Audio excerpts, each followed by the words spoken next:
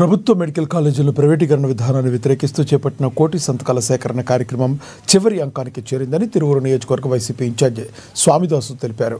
నియోజకవర్గ వ్యాప్తంగా ప్రజలు స్వచ్ఛందంగా 70,000 సంతకాలు చేశారన్నారు.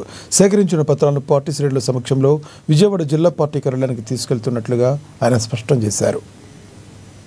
ఈ యొక్క పెట్టుబడిదారులకు కొమ్ము కాసే విధానం ఒకటి, పేదలకి వైద్యం విద్య అందకుండా చేసేది ఒకటి. ఇంగ్లీష్ మీడియం ఏం చేసిందంటే ఏం పాపం చేసుకున్నారు ఈ పేద ప్రజలు. మీ మనవాళ్ళు మనవరాళ్ళు మీరంతా మీ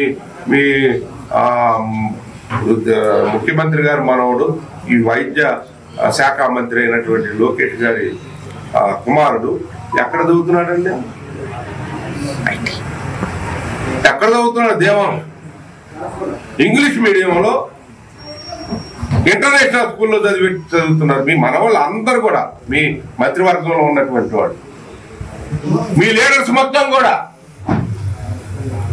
మీ పిల్లల్ని ఇంగ్లీష్ మీడియంలో చదివించాలి. అదే